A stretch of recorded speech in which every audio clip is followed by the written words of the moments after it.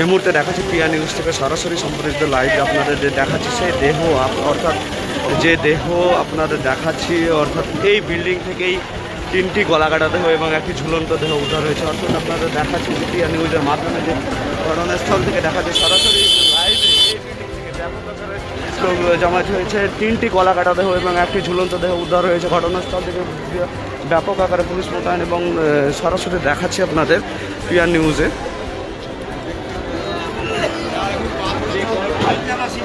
তিনটি গলাকাটা দেহ এবং একটি ঝুলন্ত দেহ উদ্ধার হয়েছে ঘরের মধ্যে থেকে এবং 2টি বাচ্চা কন্যা শিশু এবং একটি মহিলা এবং তার স্বামীর দেহ উদ্ধার হয়েছে এই ঘটনাস্থল থেকে।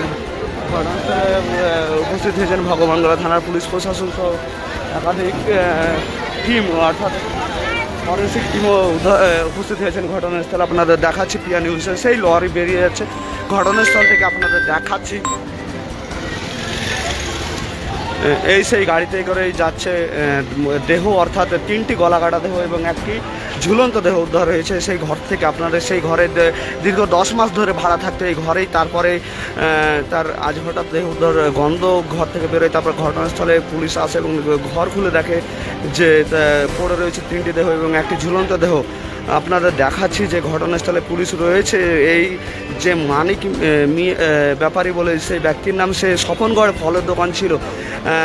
সূত্র মারফত জানতে পারছি তার বাড়ি নদিয়া এলাকায় ছিল, সেই নদিয়া এলাকাতেই তার বাড়ি, সেইখান থেকেই কিন্তু এখানে চলে আসে, তারপরে এখানে ব্যবসা করে খায় এবং ব্যবসা করে এবং ঘটনাস্থলে রয়েছেন। আপনাদের দেখাচ্ছে পুলিশ প্রশাসন সহ একাধিক টিম রয়েছে ঘটনাস্থলে, তারা রয়েছেন। আগে দাঁড়াবে না, পিছিয়ে আসো দিকে।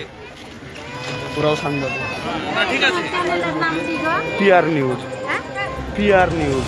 ঘটনাস্থলে উপস্থিত হয়েছেন ভগবানগোলা থানা পুলিশ প্রশাসন সহ এসডিপিও সকলে উপস্থিত হয়েছেন। দেখাচ্ছি আপনাদের সেই 4টি লাশ বেরিয়ে যাচ্ছে ময়না তদন্তের জন্য।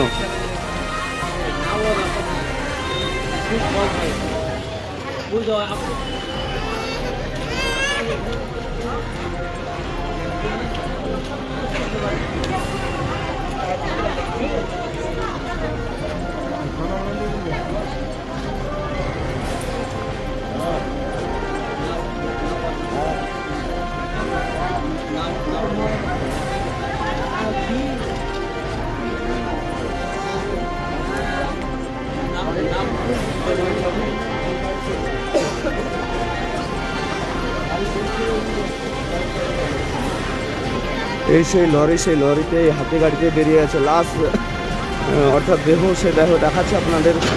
ঘটনাস্থলে রয়েছেন পুলিশ প্রশাসন সহ একাধিক টিম রয়েছে এই ঘটনাস্থলে, দেখাচ্ছে আপনাদের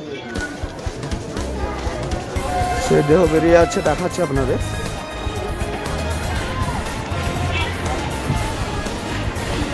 যে বিল্ডিং থেকে উদ্ধার হয়েছে 4টি দেহ, 3টি গলাকাটা দেহ এবং একটি ঝুলন্ত দেহ উদ্ধার হয়েছে, সেই বিল্ডিং থেকেই দেহ বেরিয়ে এলো ময়না তদন্তের জন্য।